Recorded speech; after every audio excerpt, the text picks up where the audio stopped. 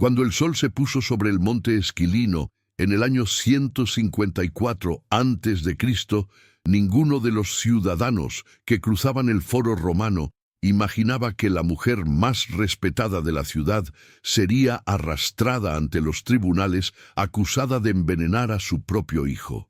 Cornelia Africana, viuda del héroe Escipión Emiliano y madre de los futuros tribunos Tiberio y Cayo Graco, había pasado décadas como el modelo viviente de virtud matronal romana. Pero en una sociedad donde el poder de las mujeres solo podía ejercerse tras las cortinas de las domus patricias, cada acto de influencia podía reinterpretarse como brujería. ¿Qué sucede cuando una madre que educó futuros reformadores se convierte en la amenaza que Roma debe destruir? La historia de Cornelia no comenzó con susurros de beneficium en los mercados del Tíber. Nació en el año 190 a.C., hija de Publio Cornelio Escipión Africano, el general que había aplastado a Aníbal Barca en Sama 31 años antes. Su padre no era simplemente un héroe militar, era el hombre que había salvado a Roma del abismo de la destrucción cartaginesa. La niña creció entre los bustos de ancestros ilustres en el atrio familiar, aprendiendo griego con tutores siracusanos, mientras los esclavos númidas limpiaban las armaduras que su padre había usado en África. Cada mañana, Cornelia veía entrar a los clientes de la familia, senadores y plebeyos que buscaban el favor de los Corneli. Aprendió antes de cumplir 10 años que el poder en Roma fluía a través de redes invisibles de lealtad y deuda, no solo de las espadas y las legiones. Su matrimonio con Tiberio Sempronio Graco en el año 172 a.C. consolidó una alianza entre dos de las familias más poderosas de Roma. Él tenía 47 años, ella apenas 18. Las antorchas nupciales iluminaron el Capitolio, mientras los augures sacrificaban un toro blanco, leyendo en sus entrañas un futuro glorioso para la unión. Tiberio no era un hombre de guerra como el padre de Cornelia, pero poseía algo igualmente valioso en la República Romana: astucia política.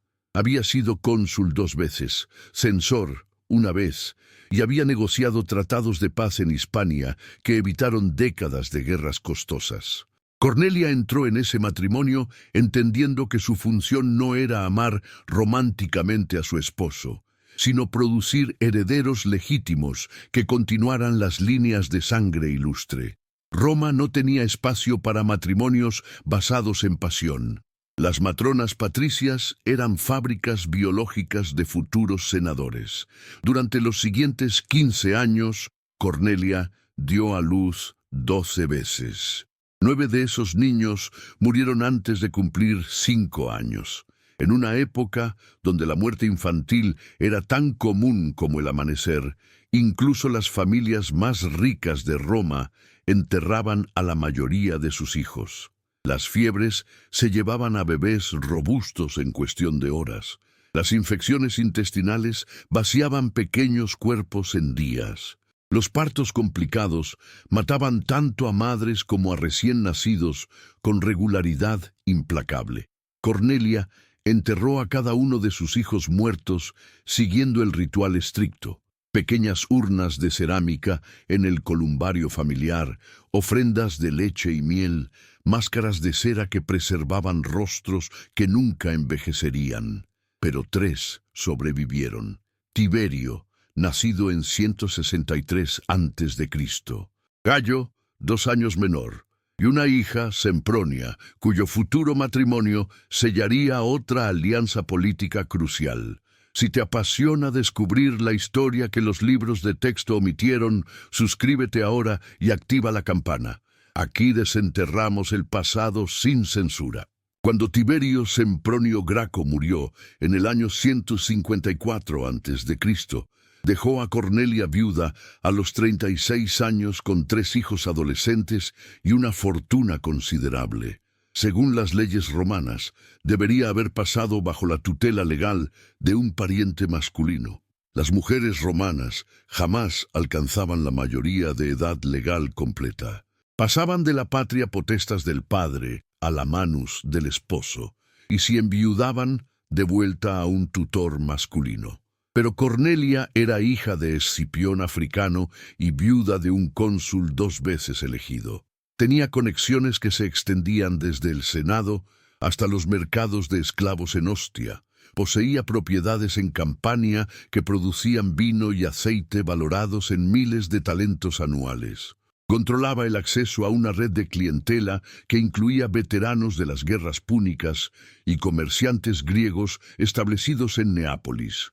Roma podría haberla obligado legalmente a aceptar un tutor, pero políticamente nadie se atrevió a desafiarla abiertamente. El rey Ptolomeo Opto de Egipto le envió una propuesta de matrimonio al año siguiente de enviudar. Los emisarios alejandrinos llegaron con cofres de marfil que contenían papiros enrollados describiendo la riqueza del Nilo, joyas de lapislázuli extraídas de minas nubias y la promesa de convertirse en reina de la nación más rica del Mediterráneo oriental. Ptolomeo no necesitaba otra esposa por amor, necesitaba legitimidad romana. Casarse con la hija de Escipión africano le daría credibilidad ante el Senado romano, que controlaba de facto la política egipcia después de la victoria sobre Antíoco III de Siria. Cornelia rechazó la oferta. Los cronistas posteriores romantizaron su negativa como demostración de devoción a la memoria de su difunto esposo. La realidad era más calculada. Como reina de Egipto, sería una pieza decorativa en la corte tolemaica, atrapada en intrigas dinásticas mortales. Como viuda patricia en Roma, controlaba su propio destino y, más importante aún, el de sus hijos. Decidió algo sin precedentes. En lugar de casarse nuevamente o retirarse a una vida de gestión doméstica silenciosa, Cornelia se convirtió en la educadora directa de Tiberio y Cayo. Las matronas romanas supervisaban la educación temprana de sus hijos, pero después de los 7 años, los varones pasaban al cuidado de tutores masculinos que les enseñaban retórica, filosofía y las artes de la guerra. Cornelia contrató a los mejores profesores griegos que el dinero podía comprar. Blosio de Cumas, un filósofo estoico que había estudiado en Atenas, se mudó permanentemente a la villa familiar. Diofanes de Mitilene, considerado el mejor profesor de retórica del mundo helenístico, viajó desde Asia Menor para dar clases personalizadas a los hermanos Graco. Cornelia supervisaba personalmente cada lección, sentada tras una cortina en el triclinium, mientras los profesores instruían a sus hijos. Intervenía para hacer preguntas, corregía traducciones del griego, discutía con Blosio sobre interpretaciones de Platón y Aristóteles.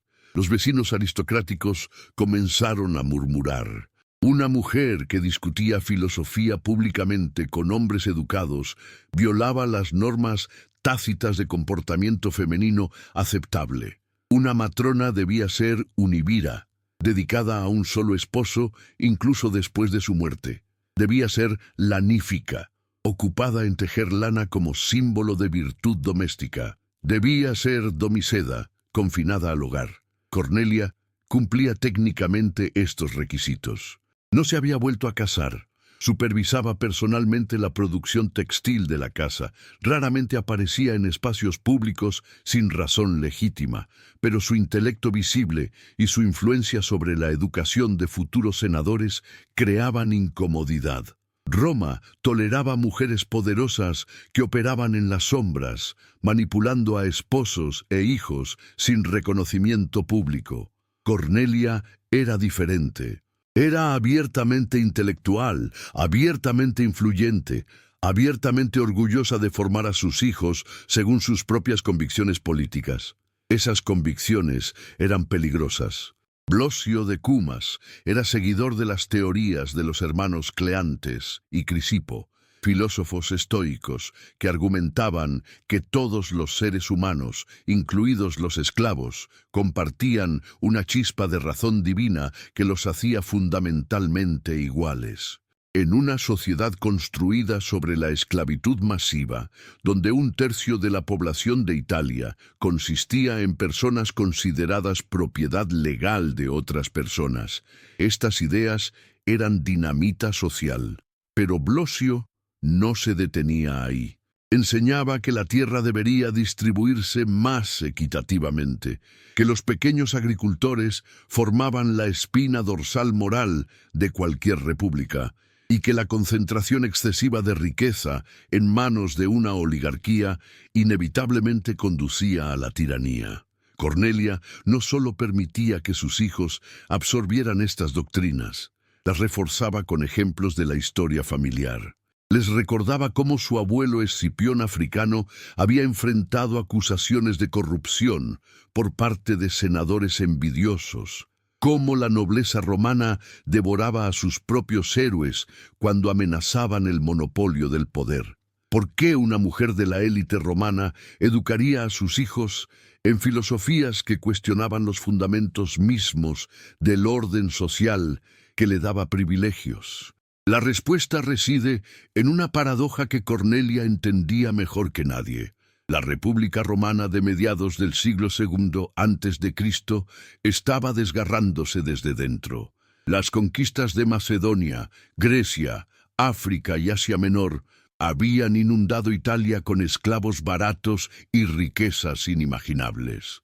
Los pequeños agricultores que habían formado las legiones durante las guerras púnicas regresaban a casa después de años de servicio militar para descubrir que sus tierras habían sido absorbidas por latifundios masivos trabajados por cuadrillas de esclavos. Los aristócratas compraban fincas completas, consolidando propiedades hasta crear haciendas del tamaño de ciudades. La clase media campesina, la base tradicional del poder militar romano, se estaba extinguiendo. Cornelia veía la crisis desarrollarse desde su posición privilegiada. Los veteranos sin tierra migraban a Roma, hacinándose en insulae de 5 pisos que colapsaban regularmente matando a docenas de familias. Sobrevivían con las distribuciones gratuitas de grano que el Estado proporcionaba para evitar motines. Se convertían en clientes de políticos ambiciosos que compraban sus votos con espectáculos de gladiadores y banquetes públicos.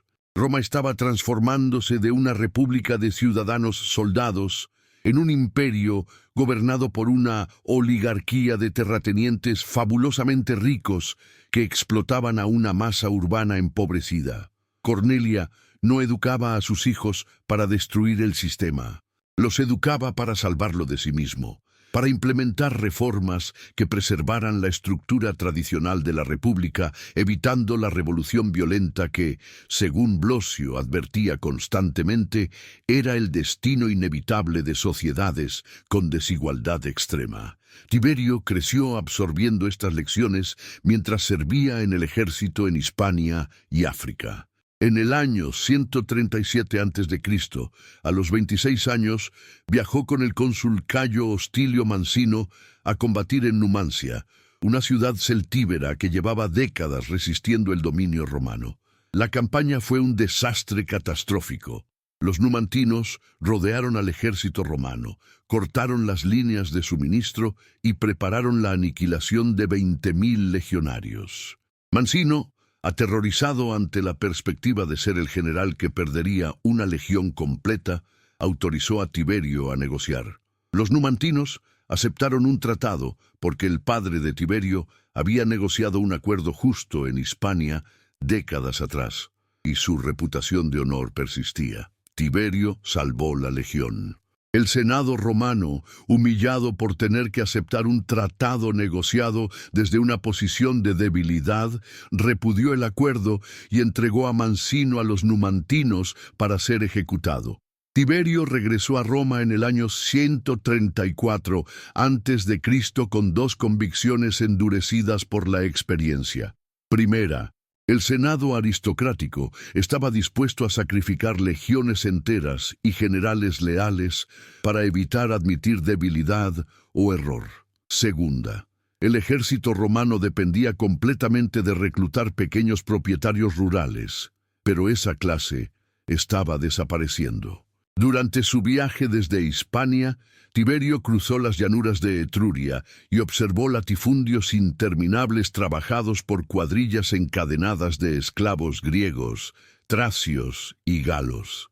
Donde antes había habido granjas familiares con ciudadanos libres cultivando sus propias tierras, ahora había haciendas industriales produciendo vino y aceite para exportación. Los propietarios aristocráticos vivían en Roma, visitando sus propiedades una vez al año para cobrar ganancias. Tiberio entendió visceralmente lo que su madre y Blosio le habían enseñado teóricamente. Roma estaba construyendo un imperio con una base social que se erosionaba. Estamos documentando cada detalle de este conflicto. Si valoras este nivel de profundidad que no encuentras en otros canales, dale un like y únete a nuestra comunidad. En el año 133 a.C., Tiberio fue elegido tribuno de la plebe, uno de los 10 magistrados que teóricamente protegían los derechos de los ciudadanos comunes contra los abusos aristocráticos. Los tribunos poseían sacrosanctitas, inviolabilidad personal, protegida por juramento religioso. Cualquiera que dañara físicamente a un tribuno podía ser ejecutado legalmente por cualquier ciudadano sin juicio previo. También tenían el poder de veto sobre prácticamente cualquier acción gubernamental, desde leyes del Senado hasta órdenes de otros magistrados. En teoría, el tribunado era un contrapeso democrático al poder senatorial. En práctica, los tribunos generalmente provenían de familias patricias y coordinaban estrechamente con la nobleza. Tiberio Graco rompió ese patrón. Propuso una ley agraria que redistribuiría el ager publicus, tierras públicas que técnicamente pertenecían al Estado romano, pero que habían sido ocupadas durante generaciones por terratenientes ricos. La ley Sempronia establecía un límite de 500 yugadas, aproximadamente 125 hectáreas, que cualquier individuo podía poseer de tierra pública, con yugadas adicionales permitidas por cada hijo. Cualquier tierra excedente sería confiscada y redistribuida en lotes pequeños a ciudadanos romanos sin tierra. Una comisión de 3 hombres supervisaría la redistribución. Tiberio propuso que él mismo, su hermano menor Cayo y su suegro Apio Claudio Pulcro constituyeran esa comisión. La propuesta desató furia aristocrática. Los terratenientes afectados argumentaban que habían ocupado esas tierras durante décadas, construido villas, plantado viñedos, establecido infraestructura agrícola completa. Muchos habían heredado propiedades de padres y abuelos. La confiscación sin compensación total equivalía a robo legalizado, pero Tiberio contaba con apoyo masivo de la plebe urbana y los veteranos sin tierra. Miles de hombres llenaron el foro romano cuando presentó la ley ante la asamblea tribal. Marco Octavio, otro tribuno comprado por los intereses latifundistas, vetó la propuesta. El veto tribunicio era absoluto. Una sola palabra de un solo tribuno podía bloquear cualquier legislación. Tiberio hizo algo sin precedentes. Propuso que la asamblea tribal votara para destituir a Marco Octavio de su cargo. Los tribunos eran inviolables, elegidos por el pueblo con poderes sagrados. Nadie había intentado jamás destituir a un tribuno antes del final de su mandato anual. Tiberio argumentó que un tribuno que usaba sus poderes contra los intereses del pueblo traicionaba el propósito fundamental de su cargo y, por lo tanto, perdía su legitimidad. La asamblea votó. 17 tribus votaron por mantener a Octavio. 18 votaron por destituirlo. Marco Octavio fue físicamente removido del tribunal de los tribunos mientras gritaba que estaban violando las leyes sagradas de Roma. La ley agraria fue aprobada inmediatamente después. Cornelia observó todo desde su villa en el monte Esquilino. Su hijo había cruzado una línea invisible pero fundamental. Roma funcionaba a través de precedentes y normas no escritas tanto como leyes formales. El mos maiorum, la costumbre de los ancestros, dictaba que los conflictos políticos se resolvían mediante negociación, compromiso y respeto mutuo a las prerrogativas tradicionales de cada clase social. Los tribunos vetaban leyes, los cónsules proponían alternativas, el Senado mediaba, se alcanzaban acuerdos que preservaban el honor de todas las partes. Tiberio había rechazado ese sistema completamente. Había apelado directamente al voto popular para anular el veto tribunicio sagrado. Había establecido el precedente de que la voluntad de la mayoría en una asamblea tribal podía superar cualquier obstrucción institucional. Los senadores aristocráticos convocaron reuniones secretas en las domus del Palatino. Algunos argumentaban por métodos legales. Acusar a Tiberio de violar la Constitución después de que terminara su mandato tribunicio y perdiera su inviolabilidad legal. Otros proponían sabotaje financiero. La Comisión Agraria necesitaba fondos masivos para inspeccionar tierras, registrar propietarios, redistribuir lotes y establecer nuevos colonos. El Senado controlaba el tesoro público. Podrían simplemente negar financiamiento y estrangular la reforma en su cuna, pero un grupo creciente, liderado por Publio Cornelio Escipión Nasica, primo de Cornelia y pontífice máximo de Roma, argumentaba que la situación requería acción más directa. Tiberio había traicionado su clase, había movilizado a la plebe contra el orden senatorial. Si permitían que este precedente se estableciera, cualquier tribuno futuro podría usar la misma táctica para implementar reformas cada vez más radicales. La república se convertiría en una democracia de masas, donde el populacho sin educación podría votar para saquear las propiedades de las familias más ilustres. Tiberio entendió el peligro. Su mandato tribunicio expiraba en diciembre del año 133 a.C. Una vez que dejara el cargo, perdería su inviolabilidad legal y podría ser procesado, multado, exiliado o ejecutado por sus enemigos. Decidió presentarse para reelección inmediata como tribuno para el año siguiente. Otro precedente sin precedente. Los tribunos tradicionalmente servían un solo mandato.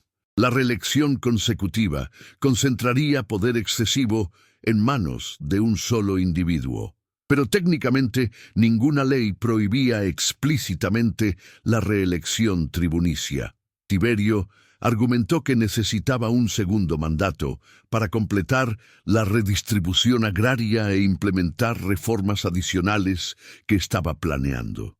Leyes para reducir el servicio militar obligatorio, establecer colonias en territorios conquistados, extender derechos de ciudadanía a aliados itálicos. Las elecciones tribunicias se celebraron en el Capitolio en junio del año 133 a.C. Miles de partidarios de Tiberio ocuparon las calles circundantes. Los senadores llegaron acompañados de sus clientes y esclavos, grupos armados que portaban garrotes escondidos bajo sus togas. La votación comenzó en medio de caos creciente. Los partidarios de Tiberio bloqueaban físicamente a ciudadanos que intentaban votar contra él.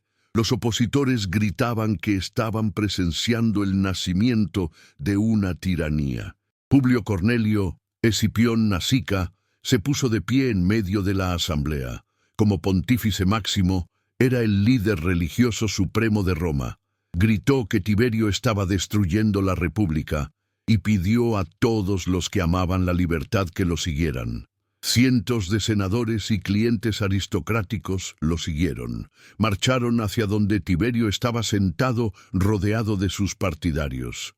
Escipión Nasica rompió la pata de un banco de madera y la usó como garrote. Sus seguidores hicieron lo mismo, arrancando patas de bancos, recogiendo piedras del pavimento, sacando cuchillos que habían traído escondidos. Atacaron. Tiberio trató de huir. Lo alcanzaron en las escaleras del templo de Júpiter. Publio Saturnino, un senador conservador, golpeó a Tiberio en la cabeza con la pata de un banco. Lucio Rufo, otro senador, lo golpeó cuando cayó. Cientos de hombres se abalanzaron sobre el cuerpo, pateando, golpeando, apuñalando, hasta que fue irreconocible. 300 partidarios de Tiberio fueron masacrados en la refriega subsiguiente. Los cuerpos fueron arrojados al río Tíber sin ritos funerarios.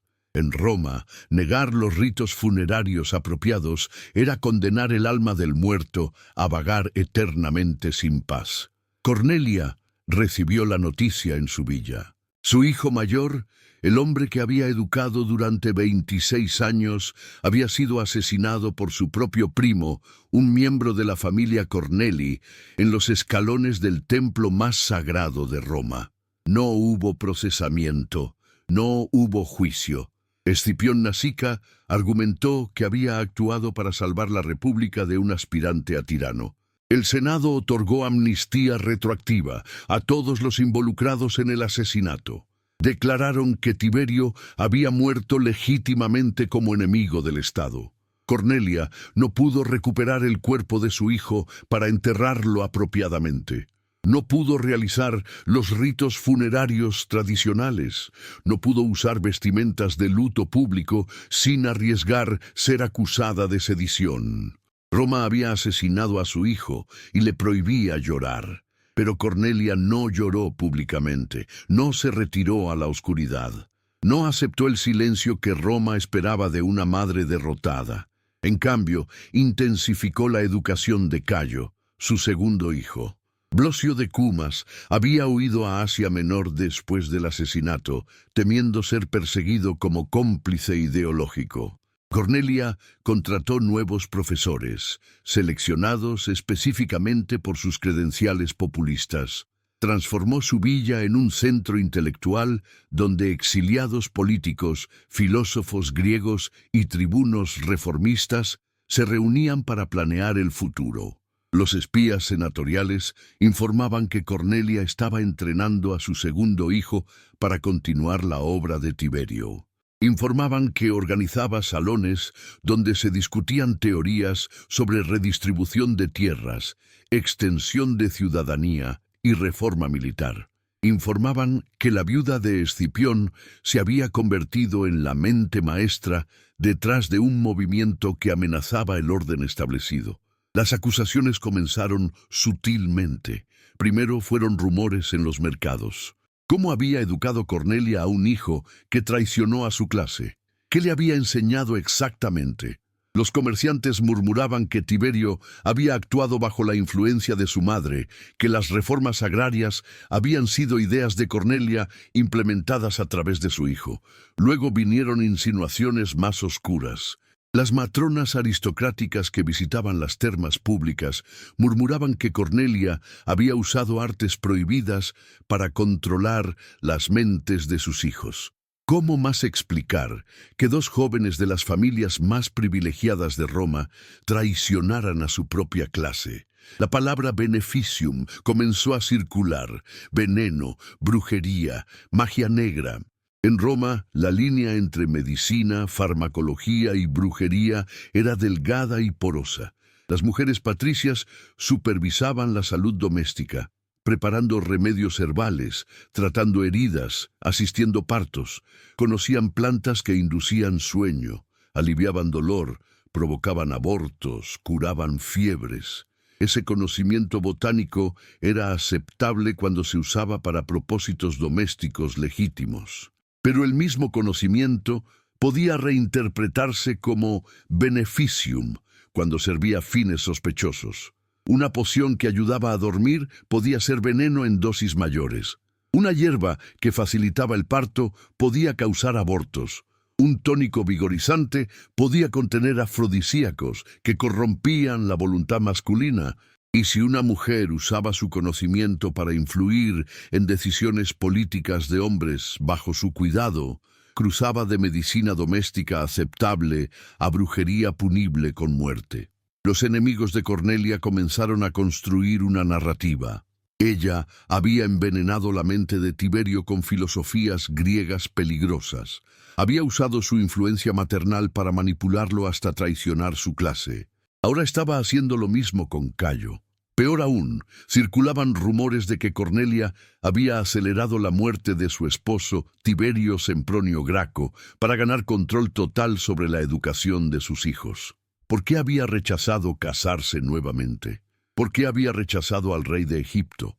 Porque una mujer casada perdería control. Un esposo reclamaría autoridad sobre los hijos. Cornelia necesitaba permanecer viuda para mantener su influencia absoluta.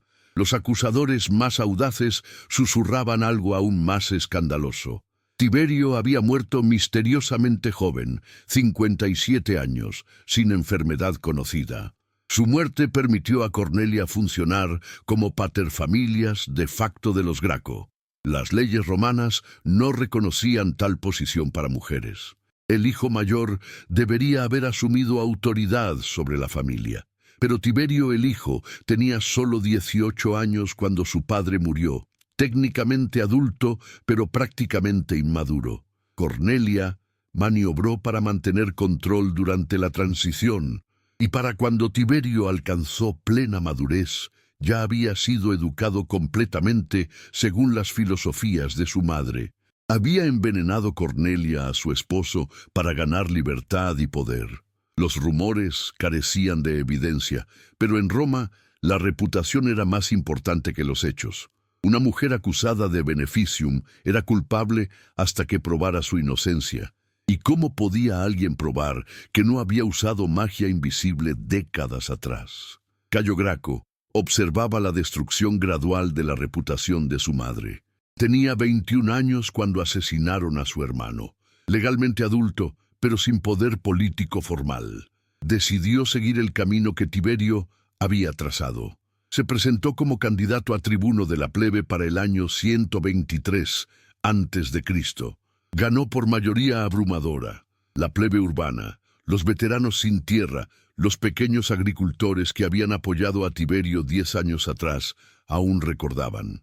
Cayo era más inteligente que su hermano, más calculador, menos dispuesto a violar normas tradicionales sin preparación cuidadosa. Propuso una legislación exhaustiva que expandía masivamente el poder popular a expensas del Senado aristocrático. Estableció colonias agrarias en Italia y África para reasentar ciudadanos sin tierra. Implementó ventas subsidiadas de grano para estabilizar precios alimentarios urbanos. Reformó el sistema judicial para reducir el poder de jurados senatoriales. Propuso extender la ciudadanía romana completa a todos los aliados itálicos, lo que habría doblado el número de votantes elegibles y diluido el control aristocrático sobre las asambleas. Fue reelegido tribuno para el año 122 a.C., estableciendo el precedente que Tiberio había intentado crear. Durante 2 años, Cayo fue efectivamente el político más poderoso de Roma, con popularidad masiva que superaba la de cualquier cónsul o senador. Cornelia advirtió a su segundo hijo que estaba yendo demasiado rápido, presionando demasiadas reformas simultáneamente. Los aristócratas aprenderían de su error con Tiberio. No atacarían abiertamente a Cayo mientras tuviera inviolabilidad tribunicia. Esperarían, sabotearían, minarían gradualmente su apoyo popular hasta que fuera vulnerable. Cayo no escuchó. Creía que su mandato dual y su legislación popular lo hacían invencible. Se equivocó. En el año 121 a.C., Cayo no logró asegurar un tercer mandato tribunicio. Marco Livio Druso, un tribuno rival financiado secretamente por los optimates conservadores, había propuesto reformas aún más radicales que las de Cayo, promesas imposibles diseñadas para fracturar su base de apoyo popular. Funcionó. Cayo perdió la elección. El 1 de enero del año 121 a.C., perdió su inviolabilidad tribunicia. El Senado declaró Senatus Consultum Ultimum, decreto de emergencia que autorizaba al cónsul Lucio Opimio a usar cualquier medio necesario para preservar la República. Ese decreto había sido usado en el año 133 a.C. para justificar retroactivamente el asesinato de Tiberio. ahora se usaba preventivamente para autorizar la supresión de Cayo. Opimio reunió tropas armadas, algo técnicamente ilegal dentro de los límites sagrados de la ciudad.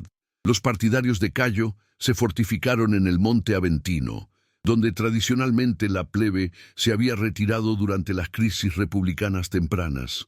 Opimio les ordenó dispersarse. Se negaron. Las tropas atacaron.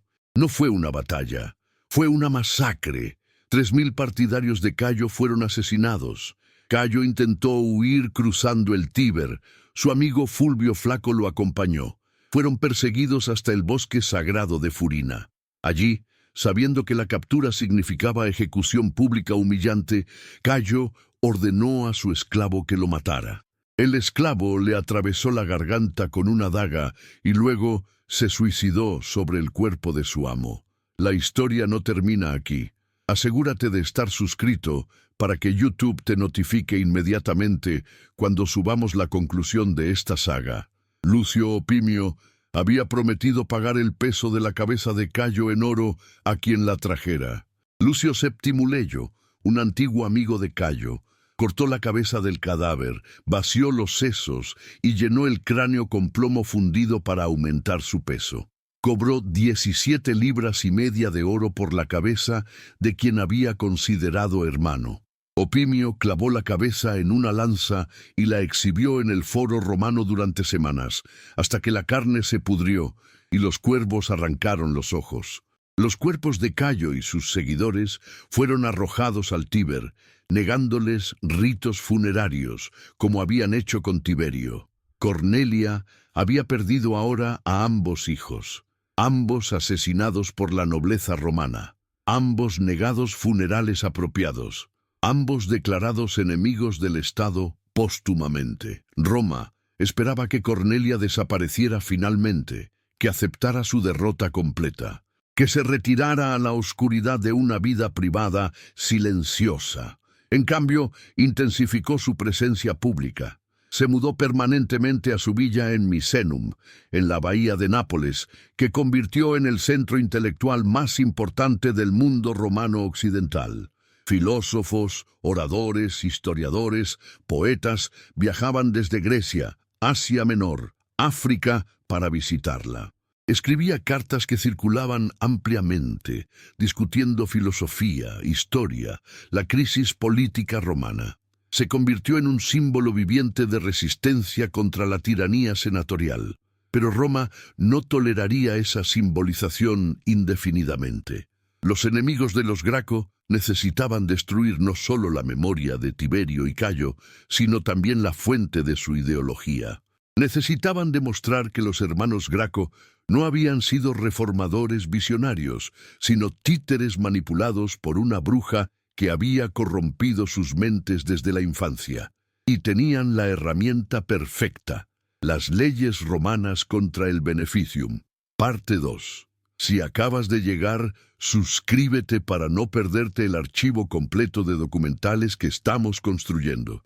El año 116 a.C. marcó el inicio de un invierno particularmente brutal en Italia.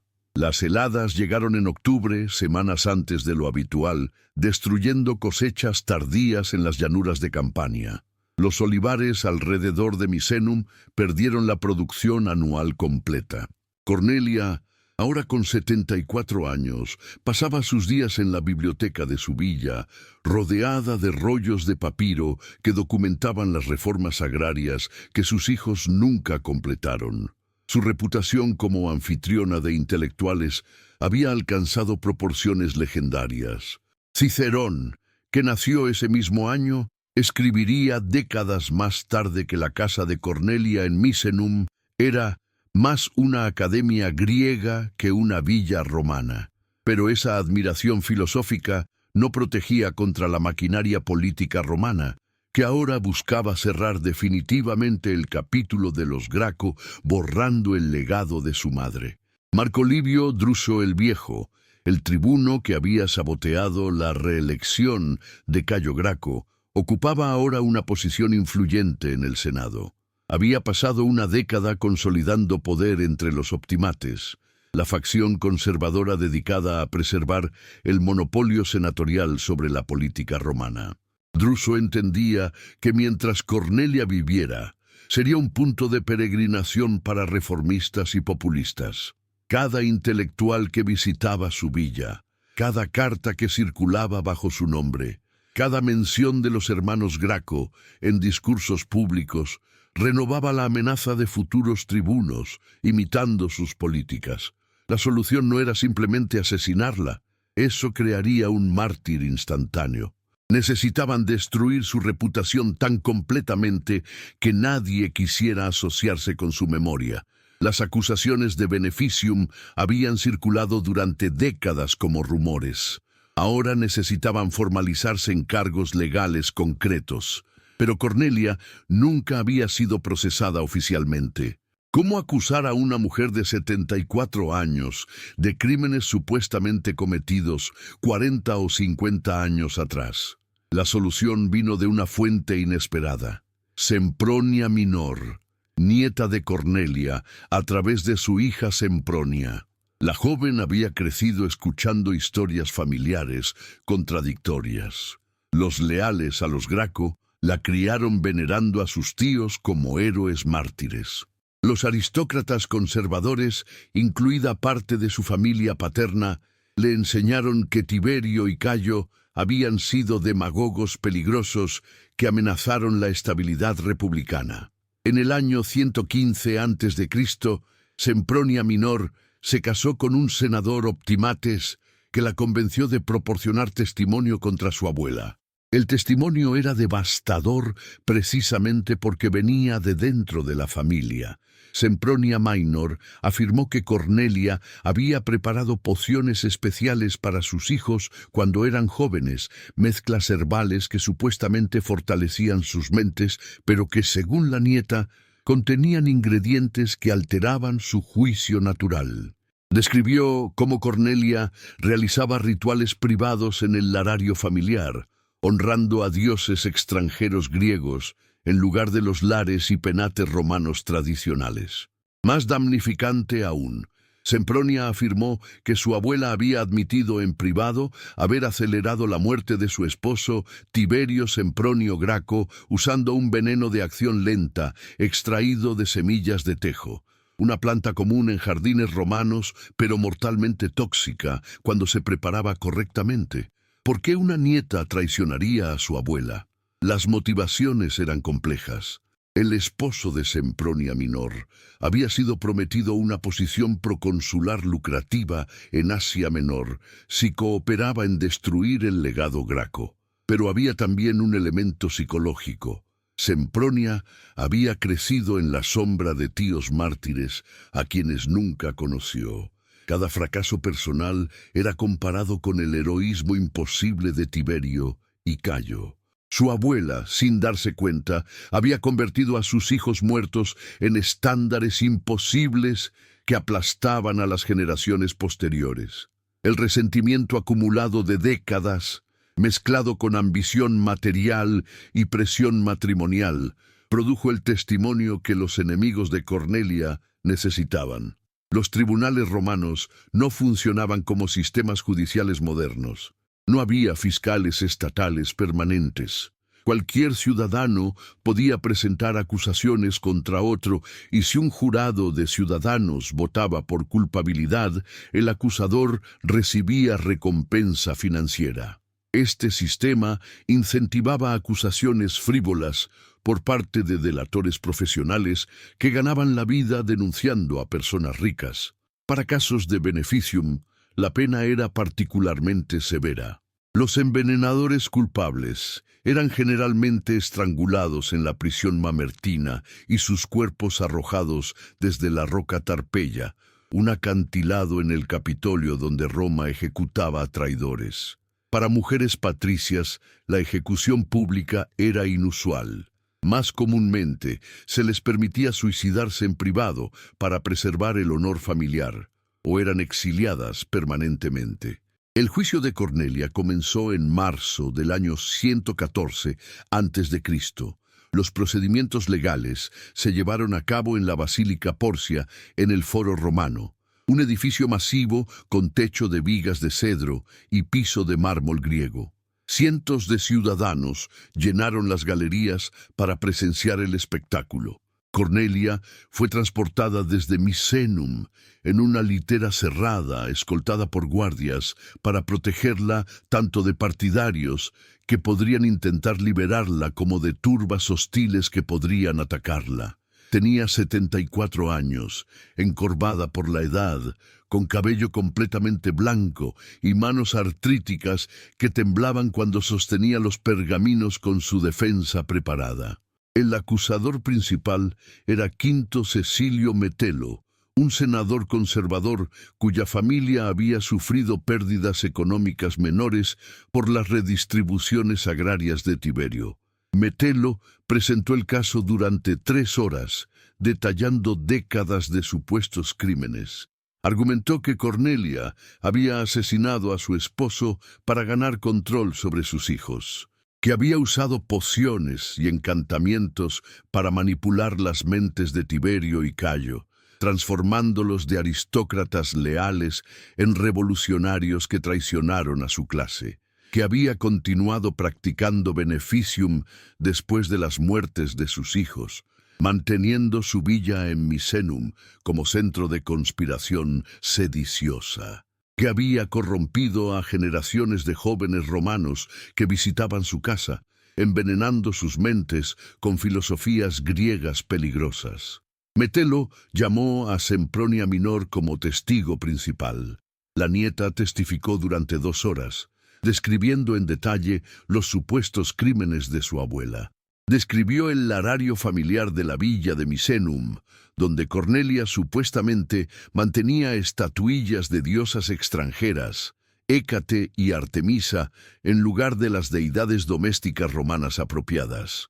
Hécate era particularmente damnificante, la diosa griega asociada con brujería, magia nocturna y encrucijadas donde se realizaban rituales de magia negra. Sempronia afirmó haber visto a su abuela realizar sacrificios a Hécate durante lunas nuevas, quemando hierbas aromáticas y murmurando encantamientos en griego. Describió una colección de frascos en la biblioteca que contenían polvos y líquidos sin etiquetar, supuestamente venenos y pociones. La evidencia era circunstancial y en gran parte inventada. Muchas matronas romanas mantenían colecciones de remedios herbales.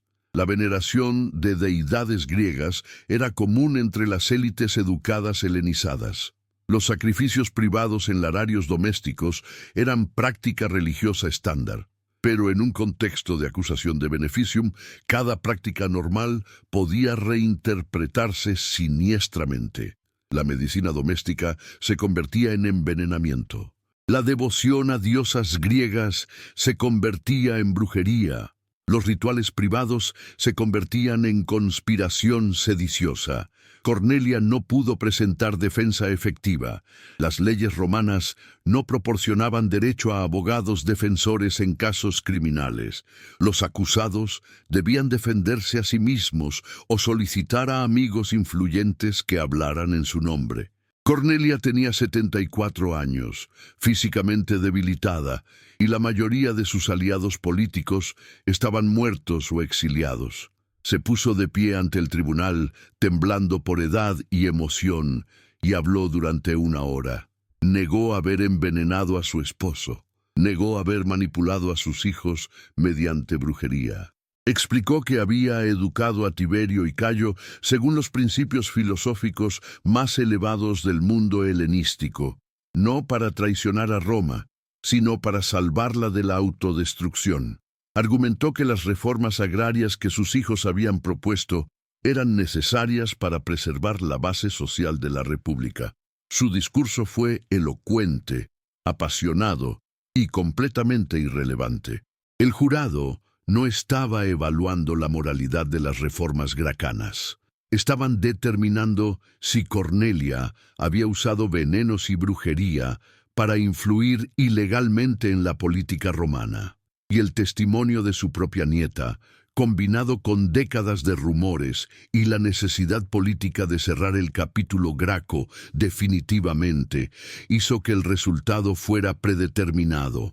El jurado deliberó durante menos de una hora. Votaron 32 a 18 por culpabilidad. La sentencia se anunció al atardecer. Cornelia sería exiliada permanentemente de Italia. Toda su propiedad sería confiscada y vendida en subasta pública, con ganancias divididas entre el tesoro estatal y el acusador Metelo. Se le prohibía establecerse en cualquier territorio controlado por Roma, lo que efectivamente la limitaba a reinos clientes en el oriente helenístico. Se le daba 30 días para abandonar Italia. Si la encontraban en territorio romano después de ese periodo, cualquier ciudadano podría ejecutarla legalmente, sin proceso judicial. Cornelia aceptó la sentencia en silencio. No gritó, no lloró, no apeló por misericordia. Los guardias la escoltaron de vuelta a su litera, mientras la multitud en la basílica la abucheaba. Algunos arrojaron verduras podridas, otros escupieron mientras pasaba. La mujer que había sido modelo de virtud matronal romana, hija del héroe que salvó a Roma de Aníbal, viuda de un cónsul 2 veces elegido, madre de 2 tribunos que murieron intentando reformar la república, ahora era oficialmente una bruja condenada, expulsada de la ciudad que su familia había servido durante generaciones. Regresó a su villa en Misenum para preparar su exilio. Los agentes estatales llegaron inmediatamente para inventariar su propiedad antes de la confiscación. Catalogaron cada estatua, cada tapiz, cada pieza de mobiliario, cada rollo de papiro en su biblioteca. La biblioteca era particularmente valiosa.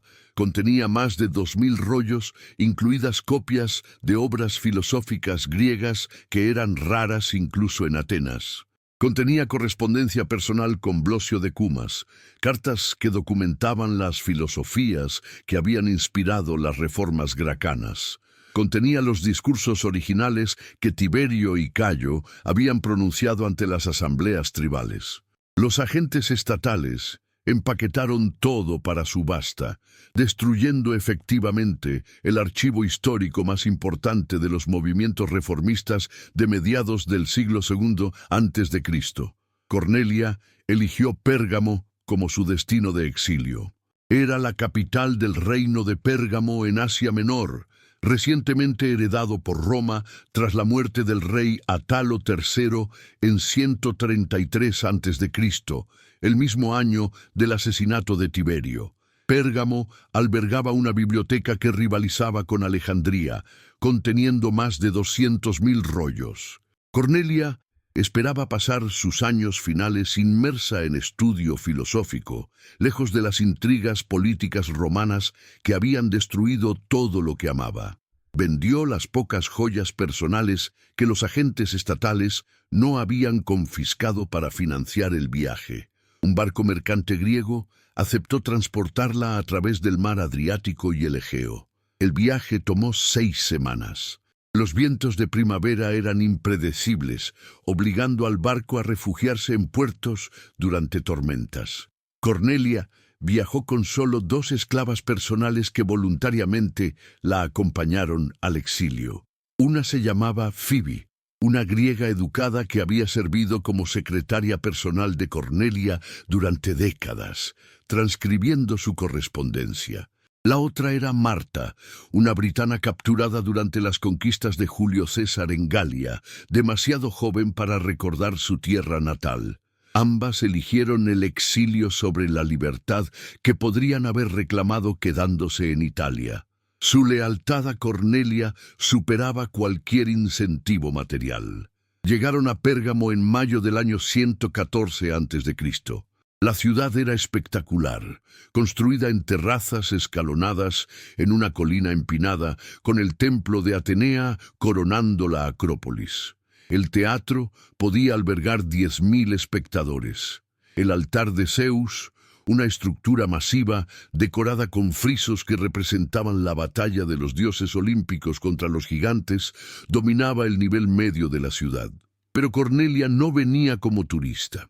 Era una exiliada condenada, una mujer de 74 años despojada de todo lo que la había definido durante décadas.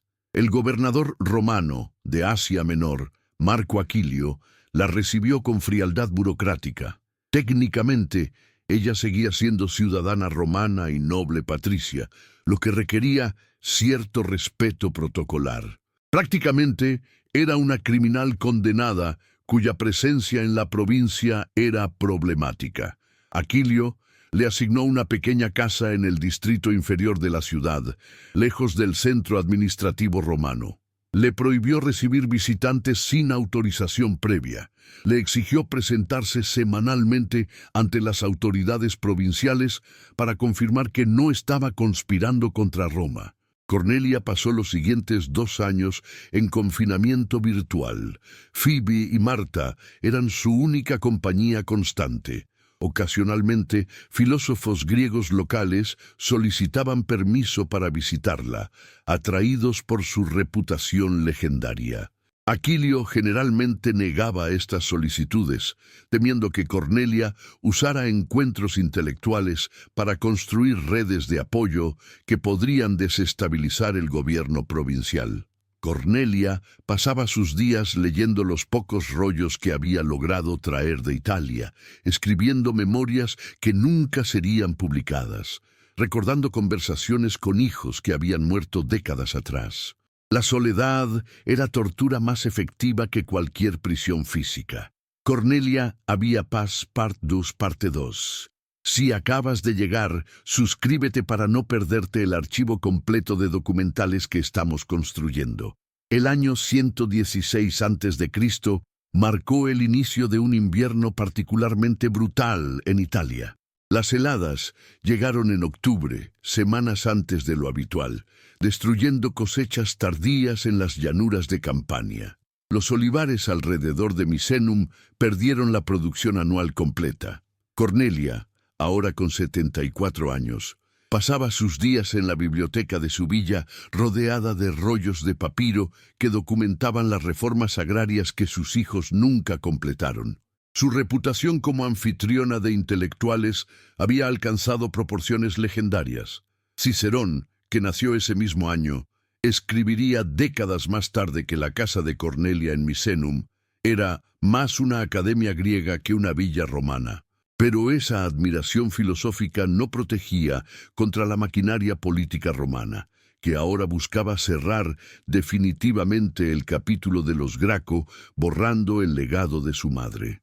Marco Livio Druso el Viejo, el tribuno que había saboteado la reelección de Cayo Graco, ocupaba ahora una posición influyente en el Senado. Había pasado una década consolidando poder entre los optimates, la facción conservadora dedicada a preservar el monopolio senatorial sobre la política romana.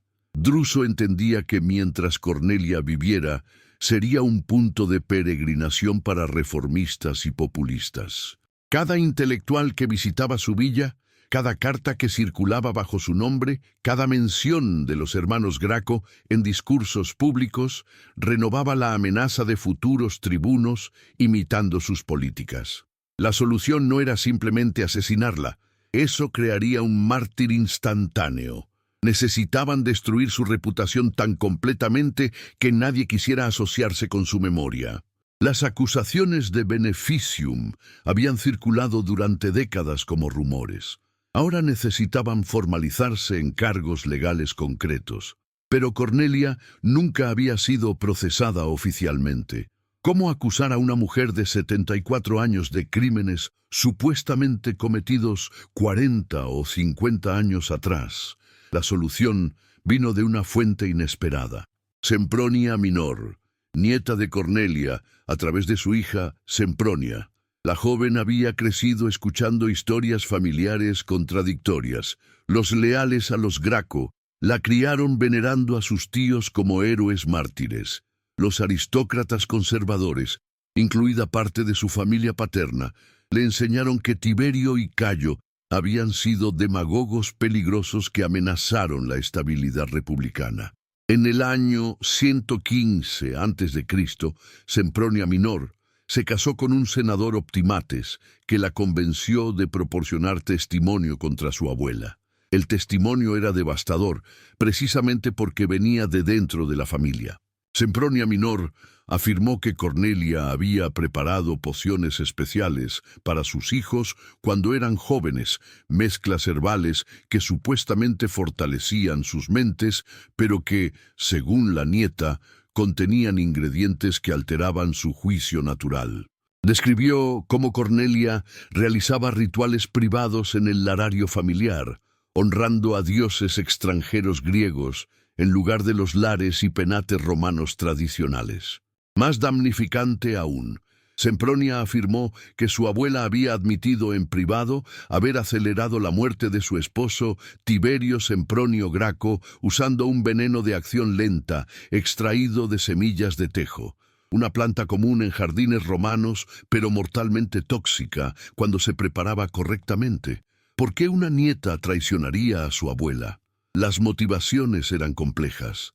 El esposo de Sempronia Minor había sido prometido una posición proconsular lucrativa en Asia Menor si cooperaba en destruir el legado Graco.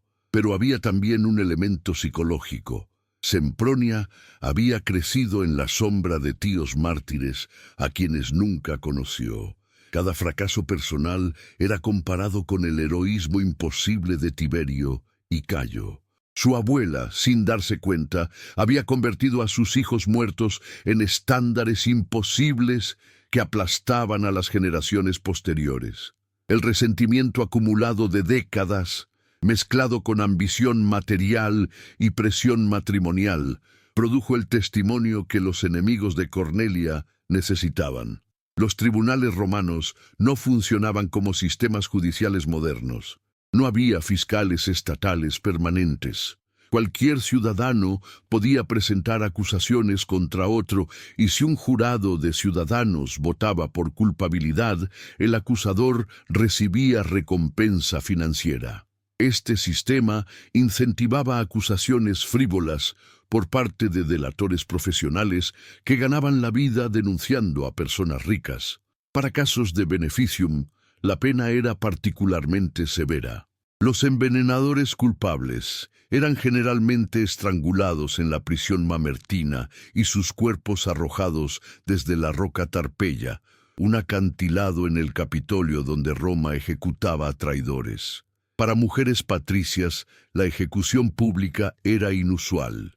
Más comúnmente, se les permitía suicidarse en privado para preservar el honor familiar, o eran exiliadas permanentemente. El juicio de Cornelia comenzó en marzo del año 114 a.C. Los procedimientos legales se llevaron a cabo en la Basílica Porcia, en el Foro Romano, un edificio masivo con techo de vigas de cedro y piso de mármol griego. Cientos de ciudadanos llenaron las galerías para presenciar el espectáculo. Cornelia fue transportada desde Misenum en una litera cerrada, escoltada por guardias, para protegerla tanto de partidarios que podrían intentar liberarla como de turbas hostiles que podrían atacarla. Tenía 74 años, encorvada por la edad, con cabello completamente blanco y manos artríticas que temblaban cuando sostenía los pergaminos con su defensa preparada. El acusador principal era Quinto Cecilio Metelo, un senador conservador cuya familia había sufrido pérdidas económicas menores por las redistribuciones agrarias de Tiberio. Metelo presentó el caso durante 3 horas, detallando décadas de supuestos crímenes. Argumentó que Cornelia había asesinado a su esposo para ganar control sobre sus hijos, que había usado pociones y encantamientos para manipular las mentes de Tiberio y Cayo, transformándolos de aristócratas leales en revolucionarios que traicionaron a su clase, que había continuado practicando beneficium después de las muertes de sus hijos, manteniendo su villa en Misenum como centro de conspiración sediciosa, que había corrompido a generaciones de jóvenes romanos que visitaban su casa, envenenando sus mentes con filosofías griegas peligrosas. Metelo llamó a Sempronia Minor como testigo principal. La nieta testificó durante 2 horas, describiendo en detalle los supuestos crímenes de su abuela. Describió el larario familiar de la villa de Misenum, donde Cornelia supuestamente mantenía estatuillas de diosas extranjeras, Hécate y Artemisa, en lugar de las deidades domésticas romanas apropiadas. Hécate era particularmente damnificante, la diosa griega asociada con brujería, magia nocturna y encrucijadas donde se realizaban rituales de magia negra. Sempronia afirmó haber visto a su abuela realizar sacrificios a Hécate durante lunas nuevas, quemando hierbas aromáticas y murmurando encantamientos en griego.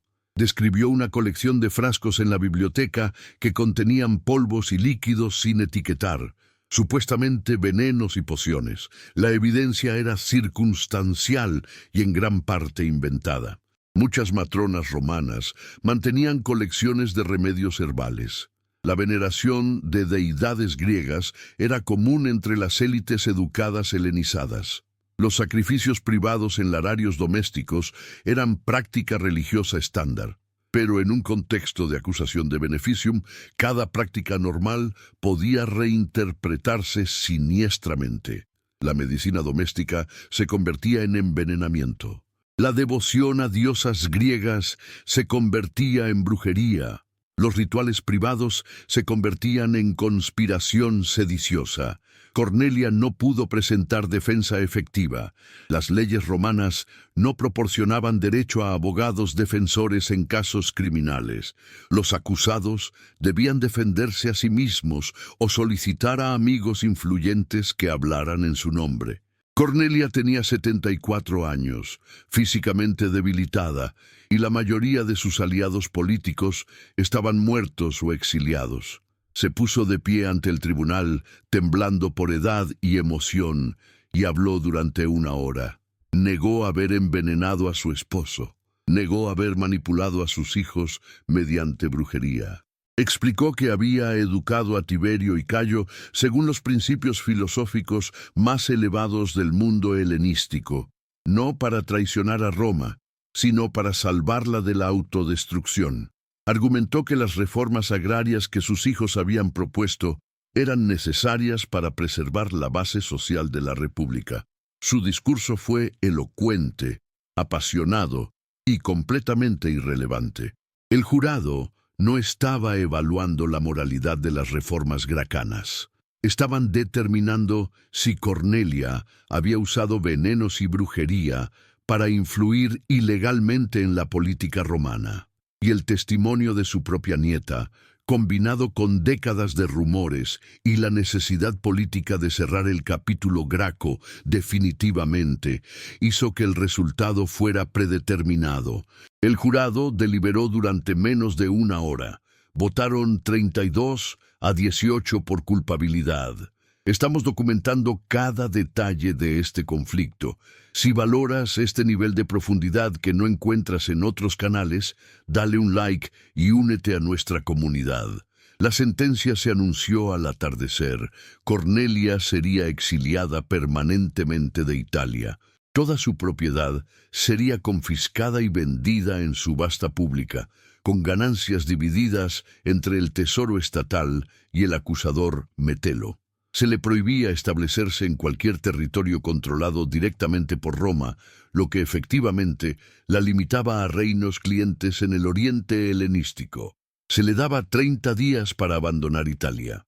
Si la encontraban en territorio romano después de ese período, cualquier ciudadano podría ejecutarla legalmente sin proceso judicial. Cornelia aceptó la sentencia en silencio.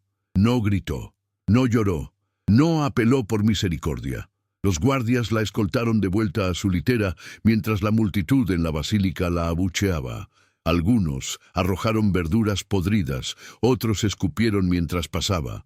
La mujer que había sido modelo de virtud matronal romana, hija del héroe que salvó a Roma de Aníbal, viuda de un cónsul 2 veces elegido, madre de 2 tribunos que murieron intentando reformar la república, Ahora era oficialmente una bruja condenada, expulsada de la ciudad que su familia había servido durante generaciones. Regresó a su villa en Misenum para preparar su exilio.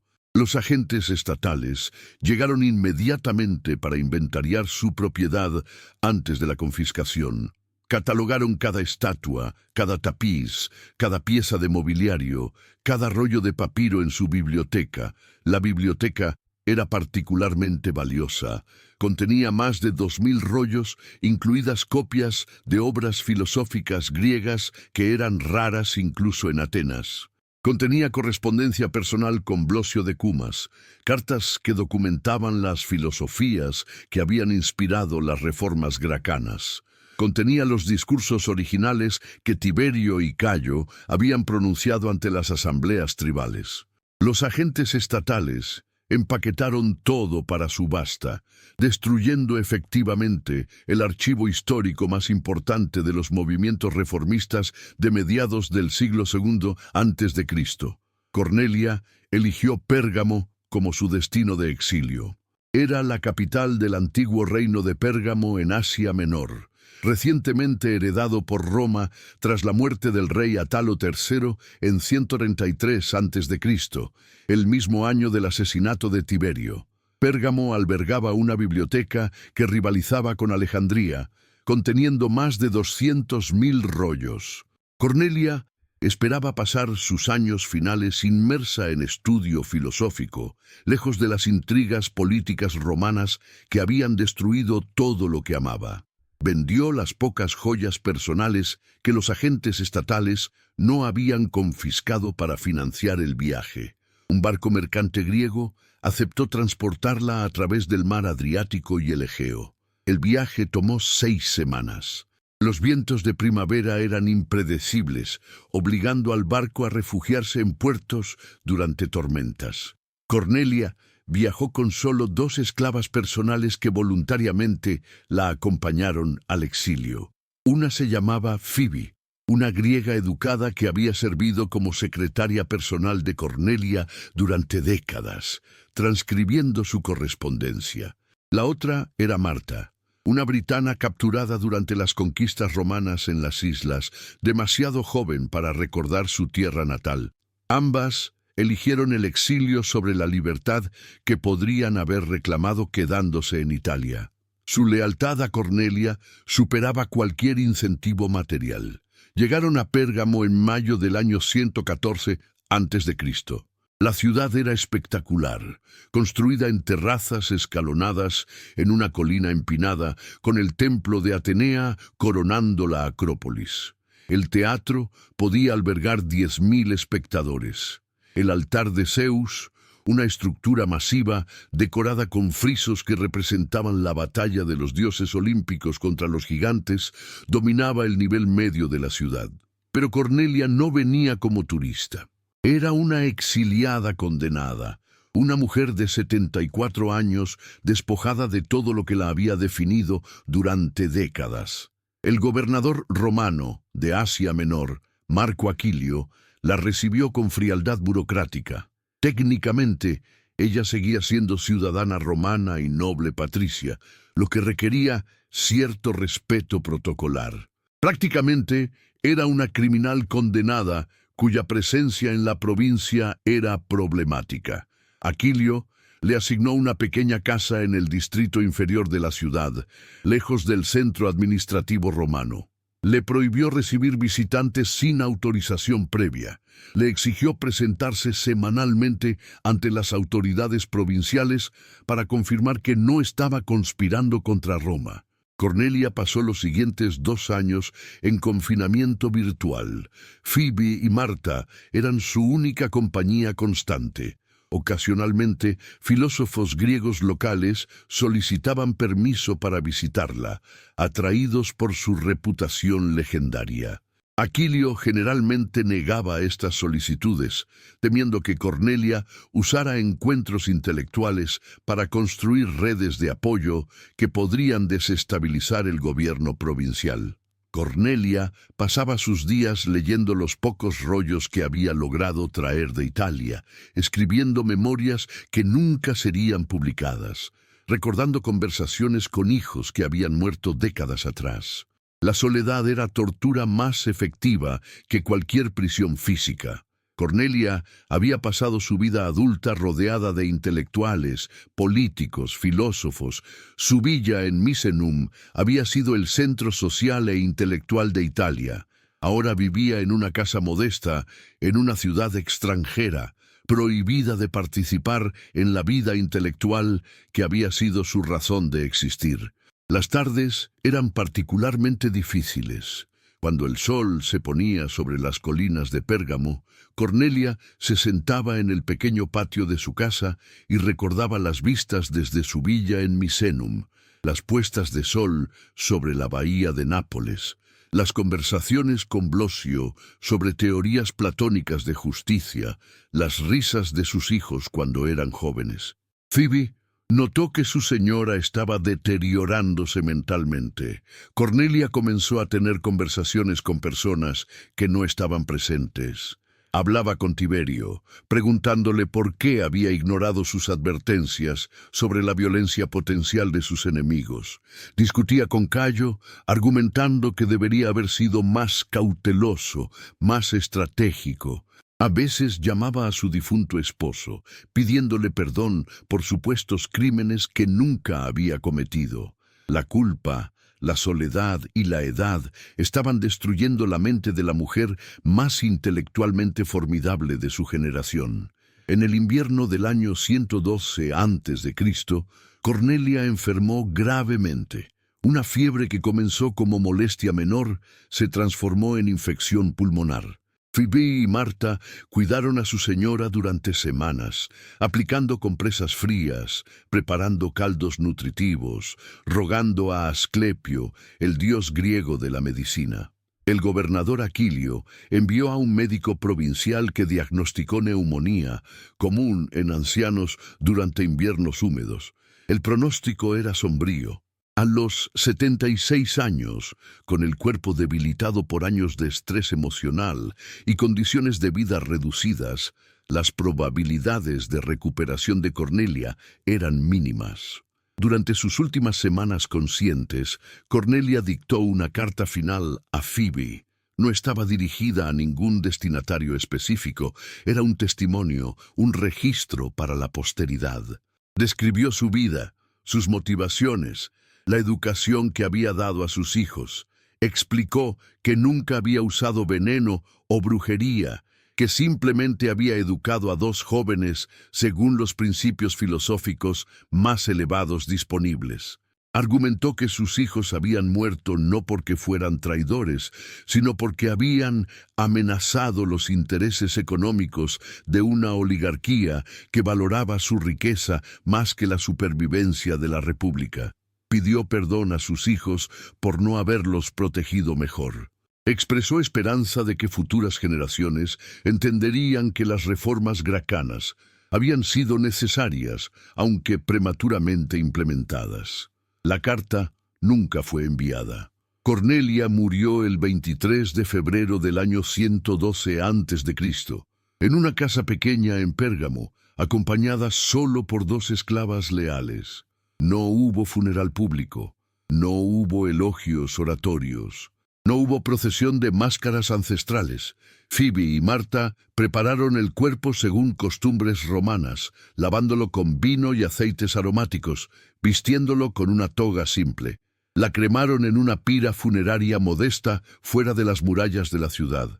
Recogieron las cenizas en una urna de cerámica barata y las enterraron sin marcador, en una tumba sin nombre que sería olvidada en décadas.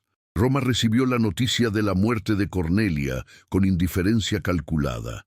El Senado no emitió declaración oficial, no se declaró luto público.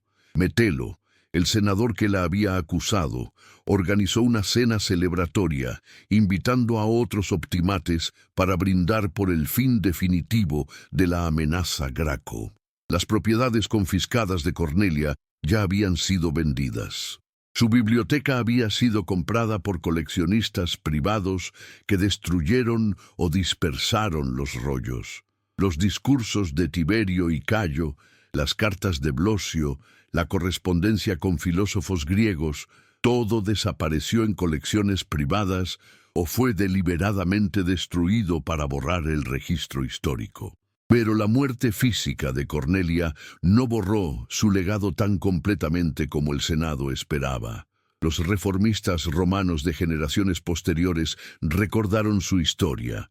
Cayo Mario, el general que transformaría el ejército romano 25 años después, citaba frecuentemente los análisis de Cornelia sobre la crisis agraria.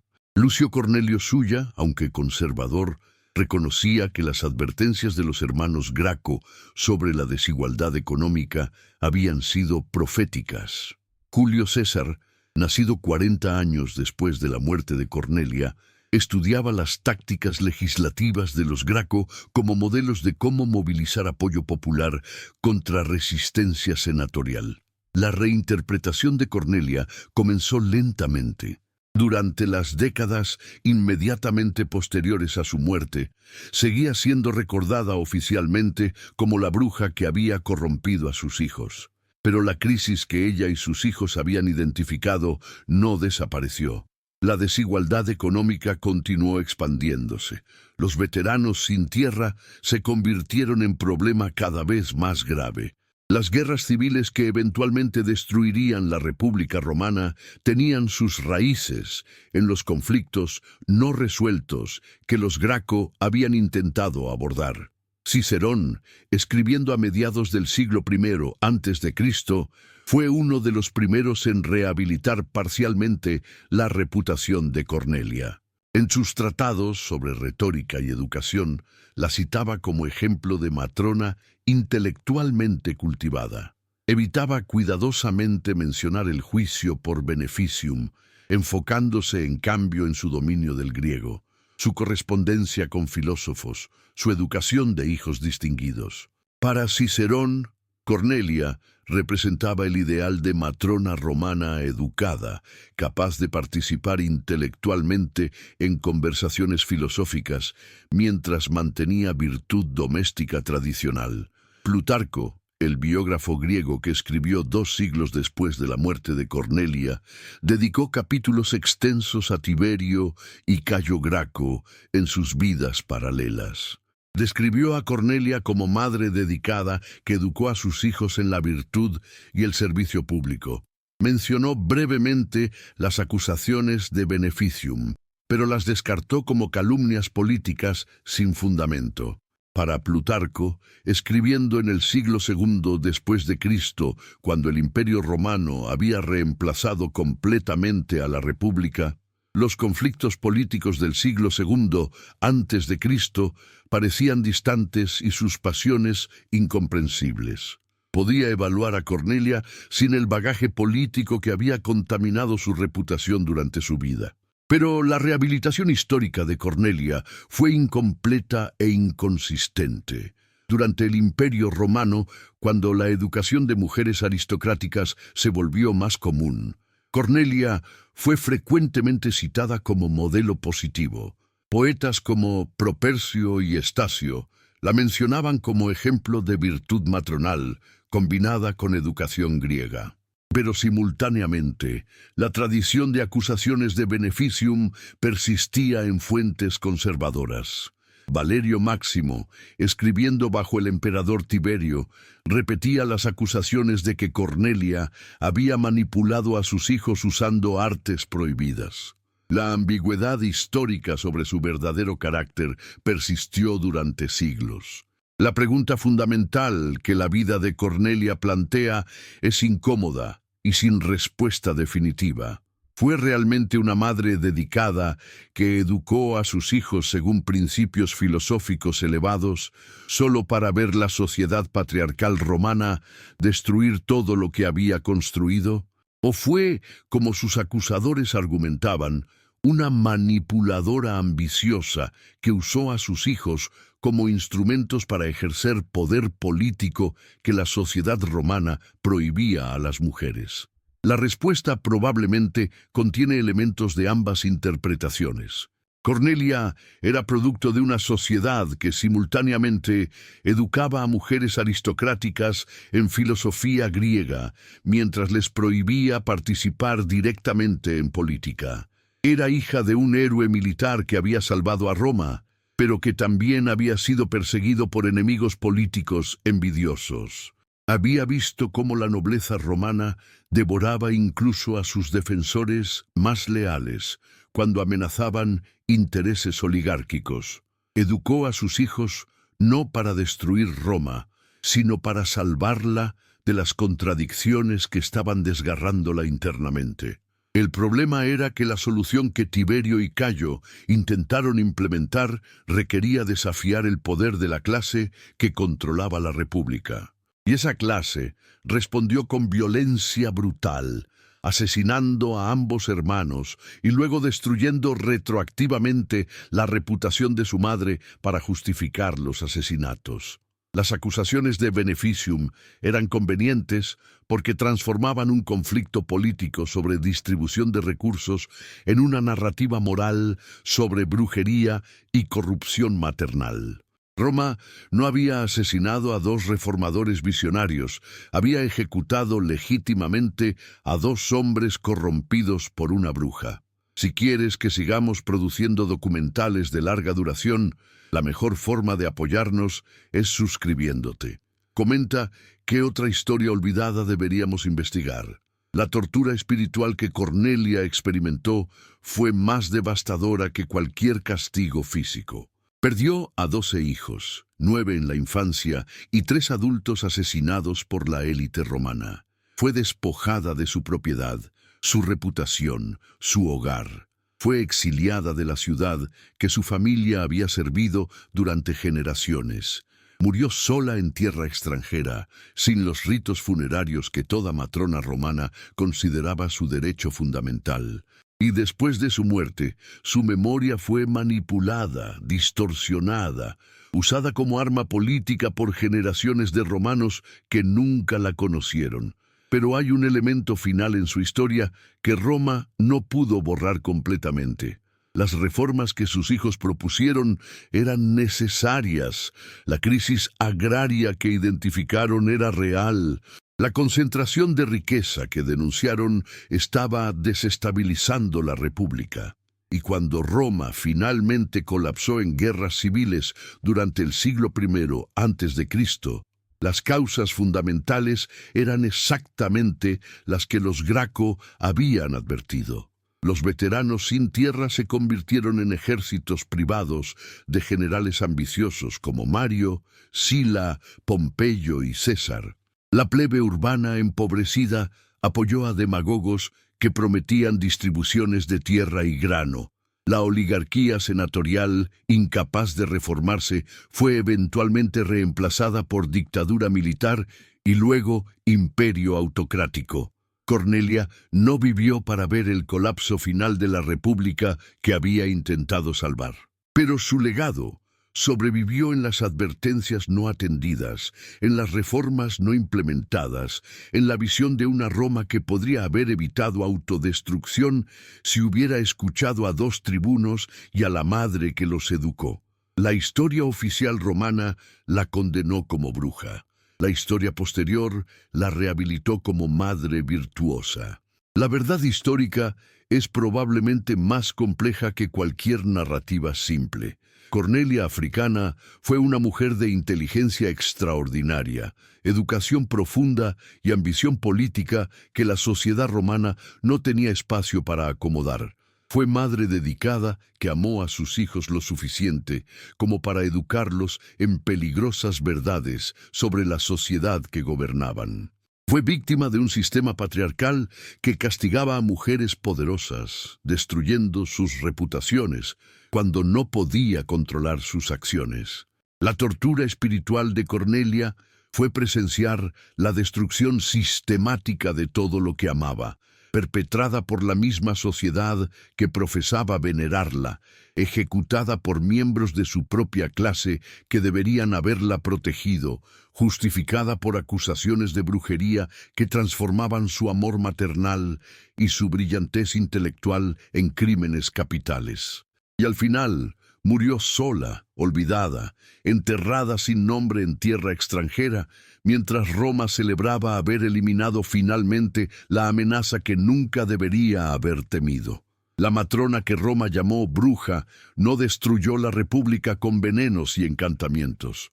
La república se destruyó a sí misma, negándose a escuchar las verdades que ella y sus hijos intentaron enseñar.